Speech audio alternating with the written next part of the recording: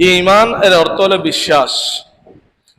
আল্লাহ তাআলার যে সকল বিষয়ের উপর ঈমান আনার জন্য রাসূলের মাধ্যমে আমাদেরকে শিক্ষা দিলেন, আপনারা জানেন কম বেশি সবাই হাদিসে জিবরিল, যে হাদিসের মাধ্যমে আল্লাহর রাসূল ঈমানের শিক্ষা দিলেন।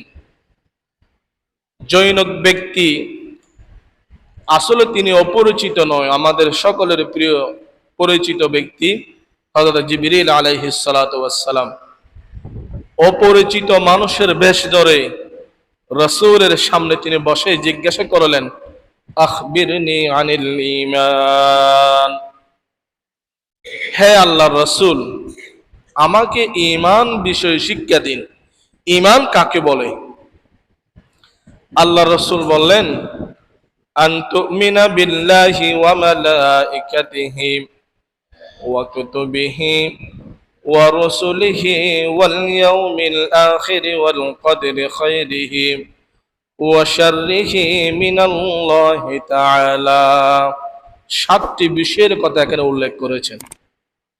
তার মধ্যে 1 নম্বর বিষয় হলো আন তুমিনা বিল্লাহ, আল্লাহকে বিশ্বাস করা জাত এবং সিফাত সহকারে।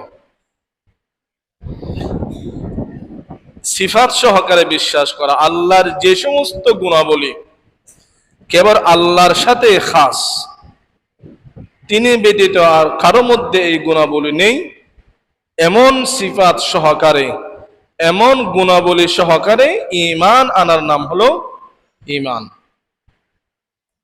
যেমন আল্লাহ তাআলার যতগুলি গুণাবলী আছে এত কোনো হিসাব নেই।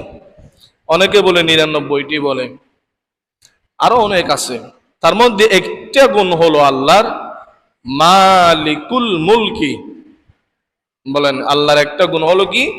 মালিকাল মুলকি। আমি মালিকু বলছি কি জন্য? আগে যেহেতু কুলিল্লাহুম্মা বলি নাই।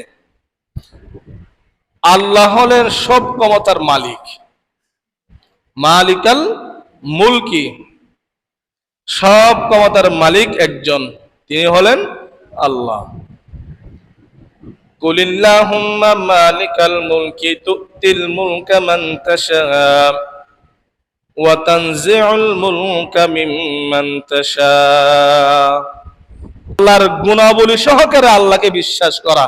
আর আল্লাহর গুণ থেকে একটা গুণ হলো মালিকাল মুলকি, সমস্ত ক্ষমতার মালিক একজন, তিনি কে?